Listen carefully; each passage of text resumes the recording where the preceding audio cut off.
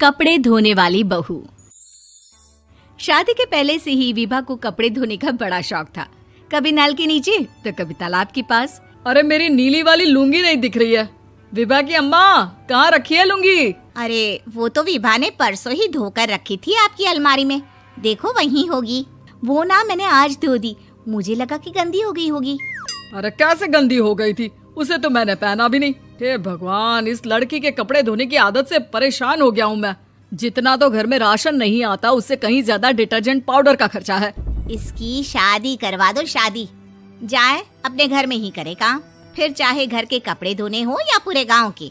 हाँ ठीक बोल रही हो, देखता हूँ मैं कोई लड़का। वो दिन भी आ जाता है जब विभा को देखने लड़के वाले आ जाते हैं। लड़की मुझे अच्छी लगी। होने वाली सास कहती है, बेटी अगर कुछ पूछना है तो पूछ लो।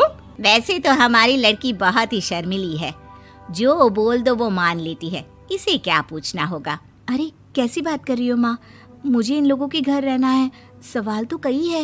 हाँ हाँ बेटा, पूछ लो ना, क्या पूछना है। आप लोगों के घर कपड़े कौन धोता है? सास का मुंह बन जाता है। देखो, अगर तुम ये कहना चाहती हो कि तुम्हें कपड़े धोने नहीं आते तो सुन लो, कपड़े मैं ही धोती हूँ, लेकिन तुम्हारे आ जाने के बाद मैं रुमाल तक नहीं धोऊंगी। अरे चुप रहना भाग्यवान, बहू बेचारी घर आई नहीं, उसे डराना शुरू कर दिया। वो क्या है ना बिटिया, अभी तक तो ये कल्लू की माँ ही धोती थी, लेकिन अब तुम्हारे पापा तो दहेज में वॉशिंग मशीन देंगे ही। तभी विभा की माँ बोल पड़ती है, सवाल भी पूछा तो क्या। वैसे भाई साहब, मशीन की तो फिर भी कपड़े धोने की कैपेसिटी होती है। मतलब जो बिटिया दे रहे हैं ना विभा, इसे कपड़े धोने का बहुत शौक है। ये आप लोगों के क्या, आस पड़ोस गांव मोहल्ले सबके कपड़े धो दे और उफ तक ना करे। बाहर देखा नहीं आपने कितने कपड़े सूख रहे हैं? सब हमारी बिटिया ने ही तो धोए हैं। बस भी करो ना माँ, शर्म आ रही इतनी तारीफ सुनकर। और तो और एक दाग निकाल कर दिखाओ तो मान जाऊं। हाँ अच्छा, माफ करना बेटा, मैंने गलत समझा। हमें तो रिश्ता बहुत पसंद है। और ऐसे जुड़ जाता है रिश्ता कपड़े धोने का शौक रखने वाली विभा का। उसकी शादी हो जाती है कोयला फैक्ट्री में काम करने वाले कल्लू के साथ। शादी के बाद अचानक विभा चिल्लाती हुई सास के पास आती है। सासू माँ, अरे सासू माँ कहाँ है आप? ये तो धोखा है, धोखा दिया आप लोगों ने मुझे। इसे ससुर के चक्कर के बारे में पता चल गया।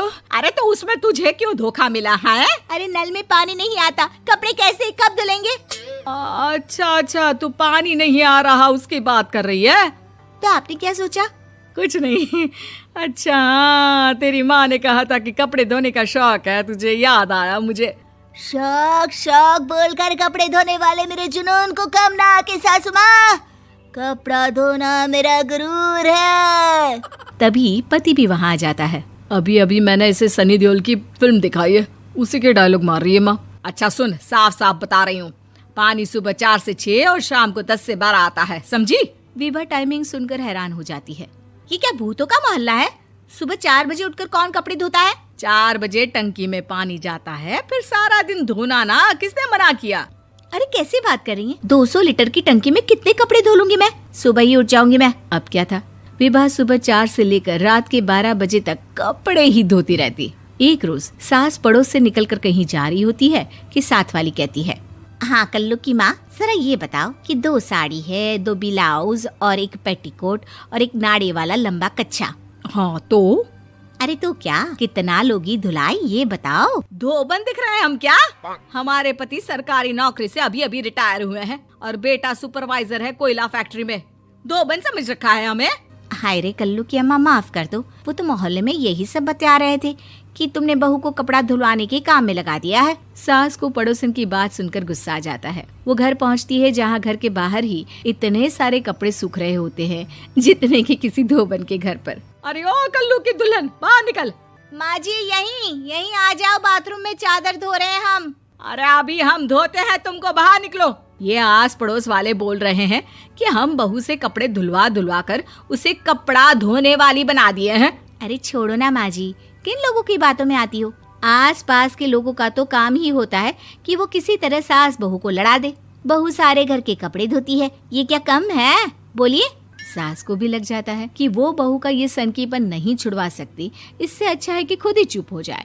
एक रोज सास और बहू मंदिर जाते हैं, जहाँ सास की साड़ी वहाँ खड़ी भीख मांगने वाली से मिलती है। माँ जी क्या बात है, आपकी साड़ी उस भिखारन से कितनी मिल रही है ना? हाँ हाँ देखो तो, दोनों की साड़ी मिल रही है। क्या बात है कल्लू की अम्मा, तुम खुद को तो अफसर की बीवी बताती हो और ऐसी सिंपल सी प्लेन साड़ी पहनकर घूमती हो। सिंपल और प्लेन नहीं है ये साड़ी। तो क्या सोने के धागे से फूल बने हैं?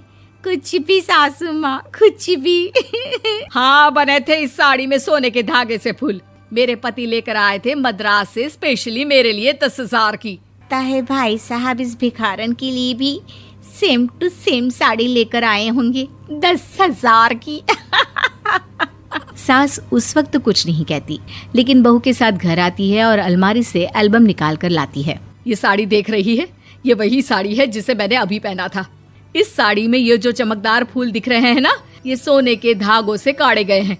लेकिन तू लोकल वॉशिंग मशीन ब्रश से घिस घिस कर सारे फूलों को निकाल कर साड़ी प्लेन कर दी।